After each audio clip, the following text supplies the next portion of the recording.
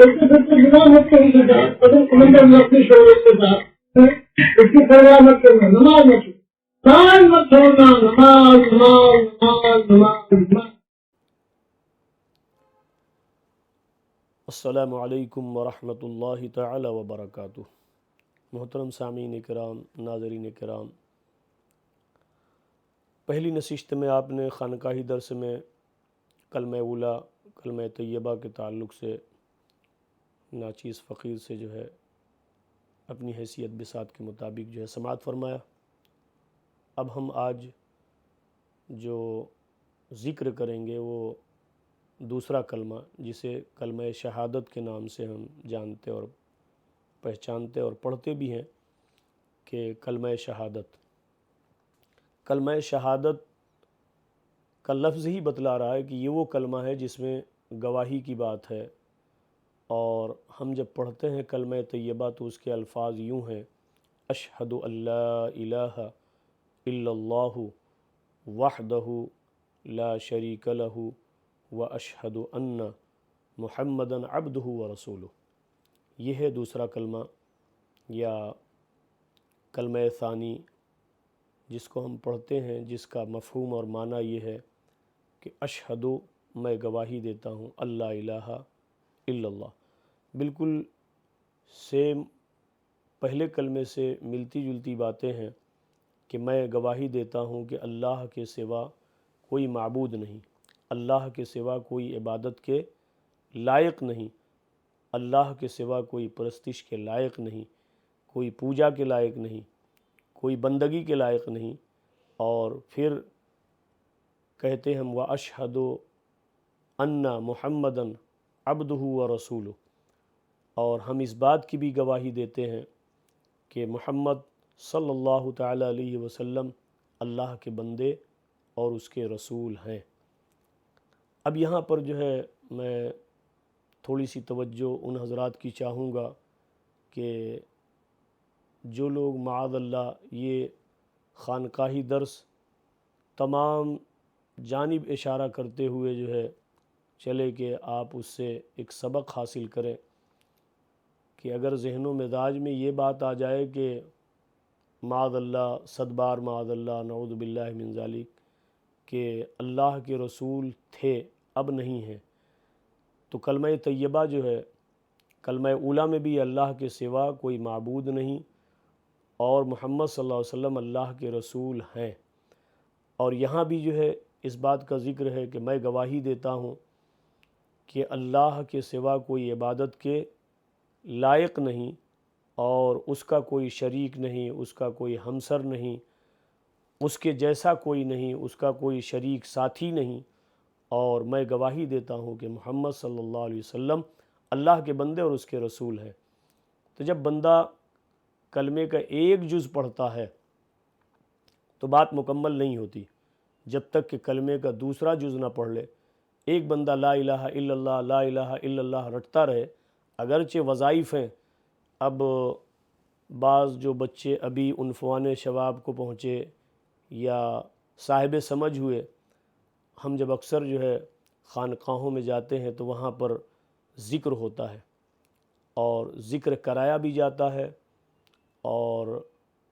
اس ذکر کی جو ہے کئی قسمیں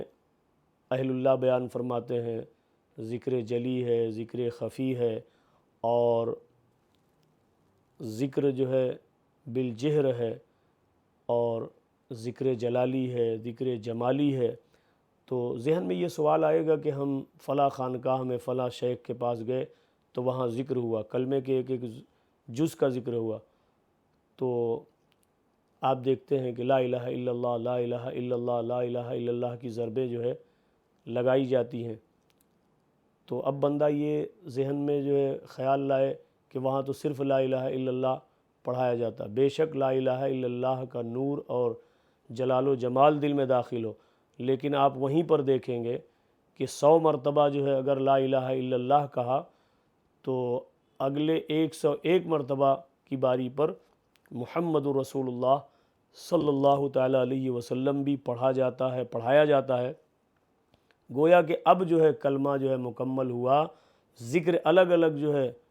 لفظوں کو جو ہے ٹکڑے اللہ اللہ اللہ اللہ اس طرح کی جو ذکر کی کیفیت ہوتی ہے، اس میں اللہ تبارک و تعالیٰ اس کلمے کا نور اور اپنے جو ہے ذات پاک کا جو ہے نور جو ہے بندے کے دل میں داخل فرماتا ہے، اور پھر بندہ جو ہے کئی ہزار مرتبہ جو ہے پڑھتا ہے، لیکن محمد رسول اللہ صلی اللہ تعالیٰ علیہ وسلم کو درمیان میں ذکر میں لایا جاتا ہے۔ اس سے قطعاً غلط فہمی کا شکار نہ ہو کہ وہاں صرف لا الہ الا اللہ کی رٹ ہوتی ہے، نہیں، بلکہ لا الہ الا اللہ محمد رسول اللہ صلی اللہ تعالیٰ علیہ وسلم بھی پڑھا جاتا ہے، اور کثرت کے ساتھ پڑھا جاتا ہے۔ تو اسی طریقے سے جب ہم کہتے ہیں کہ اشہد ان لا الہ الا اللہ وحدہ لا شریک لہ واشہد ان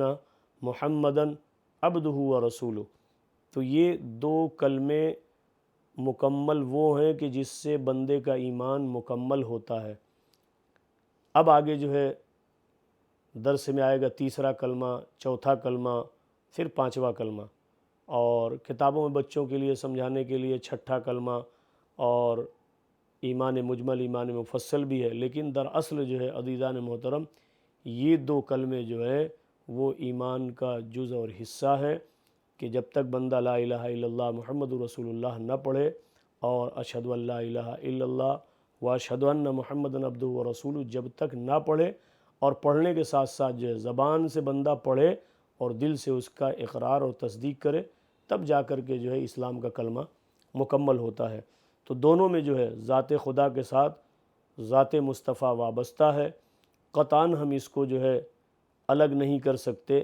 اور آئیے اپنی بات کو جو ہے میں مضبوط کرتے ہوئے قرآن پاک کی طرف جو ہے آپ کو لے چلوں، کہ اللہ رب العزت ارشاد فرماتا ہے من یطع الرسول فقد اطاع اللہ۔ کیسے کوئی جدا کر پائے گا؟ اللہ تبارک و تعالیٰ نے کلام پاک میں جو ارشاد فرما دیا کہ جس نے رسول کی اطاعت کی اس نے خدا کی اطاعت کی۔ یہ بہت بڑی بات اللہ تبارک و تعالیٰ اہل سمجھ کے لیے، اہل فہم و ادراک کے لیے اتنی بڑی بات ہے کہ جس کو یہ فقیر بیان نہیں کر سکتا، کہ اللہ تبارک و تعالیٰ نے ارشاد فرما دیا جس نے رسول کی اطاعت کی اس نے خدا کی اطاعت کی۔ اگر رسول کی اطاعت بندہ نہ کرے تو خدا کی ذات تک پہنچ ہی نہیں سکتا۔ یہ اصل جو ہے مدعا ہے کہ اگر بندہ رسول پاک صلی اللہ تعالیٰ علیہ وسلم کی باتوں کو نہ مانے، ان کی اتباع اور پیروی نہ کرے، تو پھر وہ ذات خدا تک نہیں پہنچ سکتا۔ اسی لیے اللہ تبارک و تعالیٰ نے اپنے کلام میں ارشاد فرما دیا کہ اے میرے پیارے محبوب صلی اللہ تعالی وسلم، میرے بندوں کو یہ پیغام پہنچا دو کہ جس نے رسول کی اطاعت کی اس نے خدا کی اطاعت کی۔ آپ جو ہے ڈھونڈ ڈھونڈ کر تھک جائیں گے، لیکن آپ کو یہ نہ ملے گا کہ جس نے خدا کی اطاعت کی اس نے رسول کی اطاعت کی۔ لیکن یہ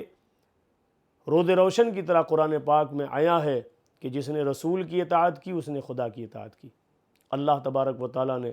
بہت اونچا مقام عطا فرما دیا۔ اللہ رب العزت نے یہ کہہ دیا کہ رسول کی اطاعت میری اطاعت، اور جس نے رسول کی اطاعت کر لی، اتباع کر لی، پیروی کر لی، تو رب تبارک و تعالیٰ دوسری جگہ ارشاد فرماتا ہے قل ان کنتم تحبون اللہ، اے میرے پیارے محبوب آپ فرما دیجئے، آپ کہہ دیجئے کہ ان کنتم تحبون اللہ، اگر تم اللہ کے حبیب بننا چاہتے ہو، اللہ کے دوست بننا چاہتے ہو، تو فاتبعونی، میری اتباع کرو، میری اتباع کرو، یعنی رسول پاک صلی اللہ علیہ وسلم کی پیروی کرو۔ پھر آگے قرآن پاک نے ضمانت لے لی یحببکم اللہ، جب تم رسول پاک صلی اللہ علیہ وسلم کی پیروی کرنے لگو گے، پیروی کرو گے، اطاعت کرو گے، تو اللہ تبارک و تعالیٰ انعام عطا فرما رہا ہے۔ پھر تمہیں کہنے کی ضرورت نہ ہوگی کہ تم اللہ کے حبیب بننا چاہتے ہو، بلکہ اللہ تبارک و تعالیٰ تمہیں پھر اپنا حبیب بنا ہی لے گا۔ یحببکم اللہ کا جملہ ارشاد فرمایا، یحببکم اللہ، تم اللہ کے حبیب ہو جاؤ گے، اللہ کے محبوب ہو جاؤ گے۔ شرط کیا رکھی؟ کہ تم رسول پاک صلی اللہ تعالی وسلم کی اتباع پیروی کرو۔ تو عزیزان محترم، جب معاشرے اور سماج پہ نظر پڑتی ہے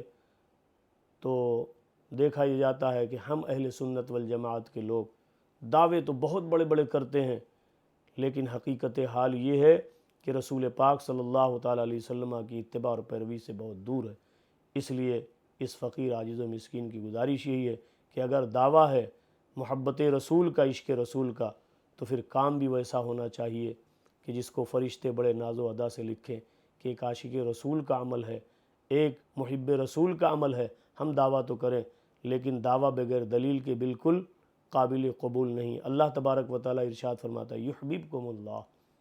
تم رسول پاک صلی اللہ علیہ وسلم کی اتباع و پیروی کر لو، میرے بھیجے ہوئے نبی کی پیروی اتباع کر لو، تمہیں کہنے کی ضرورت نہیں ہوگی، میں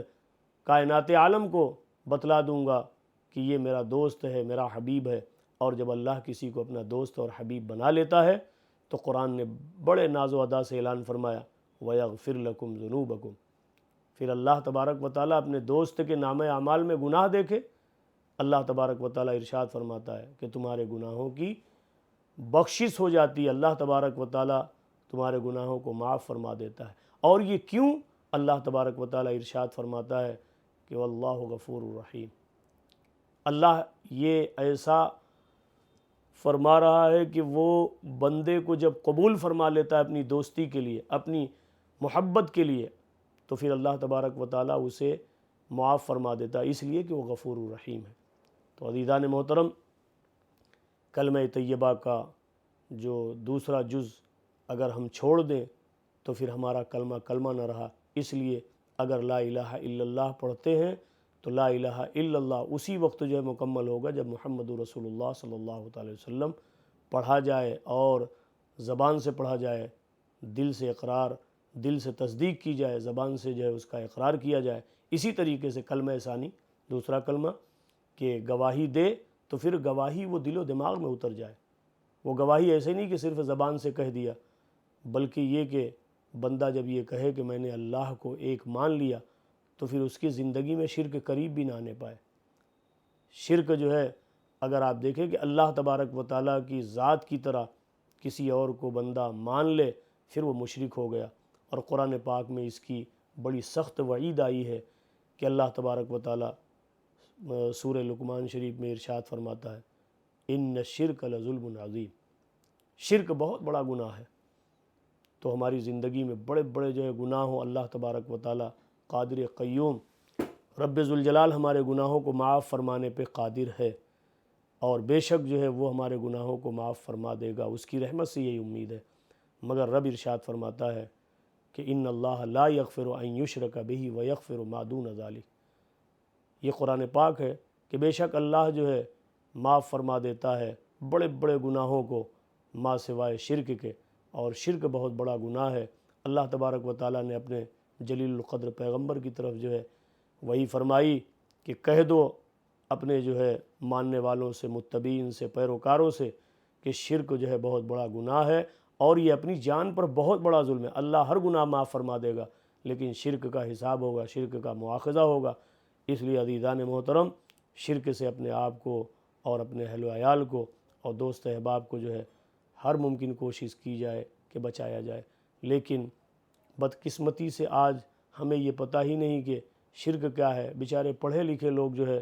لوگوں کو بتلاتے ہیں یہ شرک ہے، یہ شرک ہے، لیکن عزیزان محترم جو شرک ہے اس کا پتہ نہیں، جو شرک نہیں ہے اسی کو جو ہے لوگوں کو بتلا کر کے گمراہ کیا جاتا ہے۔ اللہ تبارک و تعالیٰ ایسے لوگوں سے ہماری حفاظت فرمائے، ہمارے آنے والی نسل کی بھی حفاظت فرمائے۔ اللہ رب العزت کی بارگاہ کرم میں دعا ہے کہ ہمیں سننے کے بعد سمجھ اور سمجھ کے بعد عمل کی توفیق عطا فرمائے۔ عزیزان محترم، پھر وہی گزارش ہے کہ آپ اپنا اور اپنے اہل خانہ کا خاص خیال رکھیں، اور اپنے آس پاس اپنے پڑوسیوں کا خاص خیال رکھیں۔ اللہ آپ کا حامی و ناصر ہو، آمین آمین یا رب العالمین، بجاہ سید المرسلین صلی اللہ تعالی علیہ وسلم۔